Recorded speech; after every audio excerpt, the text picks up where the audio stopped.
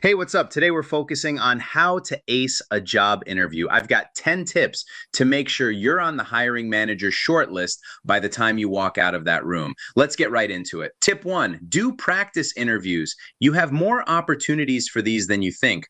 Most colleges run career centers where, especially around career fair season, actual recruiters and HR people from real companies will offer their time to do mock interviews with any student who signs up.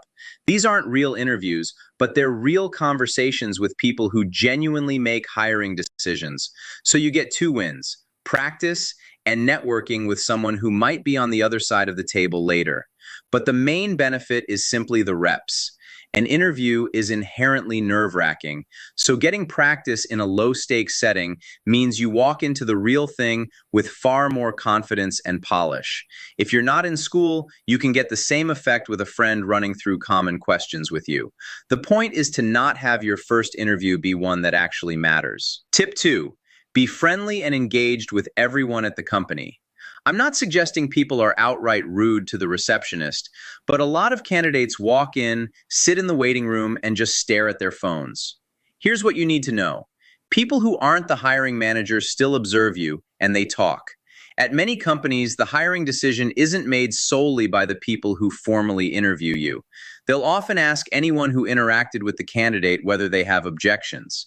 So if you've got a few minutes before your interview, chat with the person at the front desk. If they're busy, at least be warm, greet them, ask how their day's going, then sit down. And one more thing, don't walk into the building wearing headphones. Just don't. Tip three, come prepared with questions for your interviewer. It's easy to think an interview is purely them evaluating you, but don't forget you're also figuring out whether the job is right for you.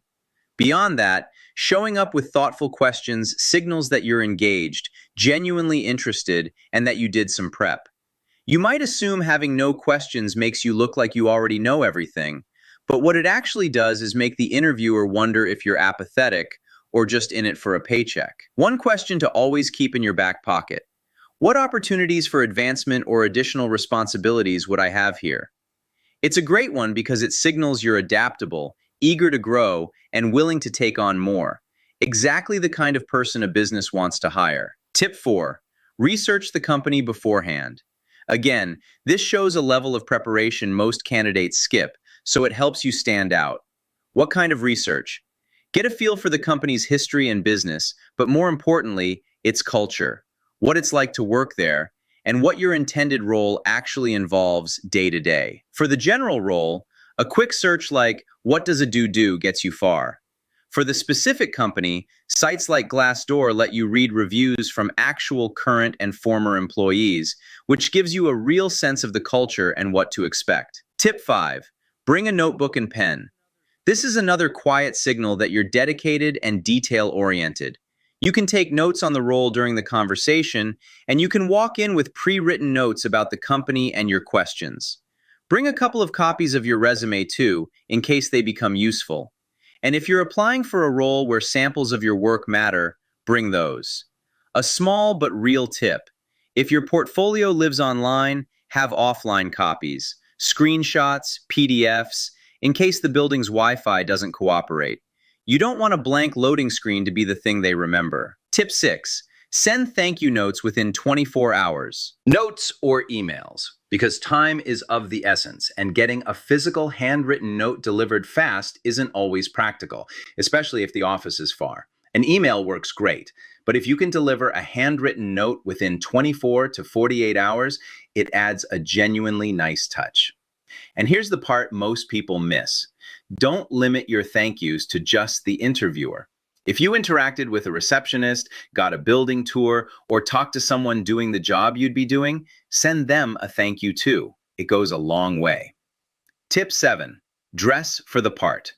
Assuming the role calls for business formal, a well-fitted suit is the move. And I emphasize fitted, because a suit that hangs on you like a tarp does you no favors. If you don't own a suit or can't afford one, a crisp button-down with a nice tie and good slacks works. There are equivalent business formal options for everyone. The core principle: look like you took the occasion seriously. The one big exception is when they tell you what to wear. If it's a casual company and they explicitly say, just show up in a t-shirt and jeans, then showing up in a full suit actually makes you look like you don't fit their culture. Match the signal they give you.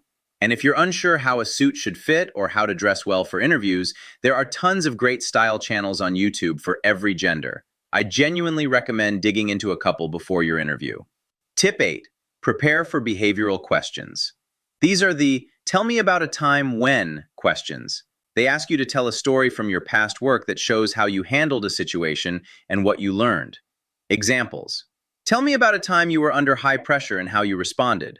Or, give me an example of a time you didn't meet a goal and how you dealt with it.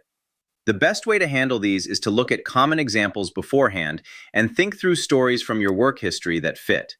Crucially, craft each story to show how you learned or improved in a way that's relevant to the job. And you don't need a unique story for every possible question. That's impossible. Instead, prepare a handful of solid, well-practiced stories, and you'll find they're adaptable enough to stretch across a wide range of questions. Tip 9, my personal favorite. See the interview for what it actually is. It's a conversation between two parties who each have something to exchange. A lot of people walk into interviews like they're being granted an audience with royalty, like a job will be bestowed upon them out of the sheer mercy of the important person across the table. That's not it at all. Companies pour enormous time, effort, and money into attracting the best possible talent. It's what they live and die by. You are bringing something valuable. So believe you're the best person for the job and let that quiet confidence come through.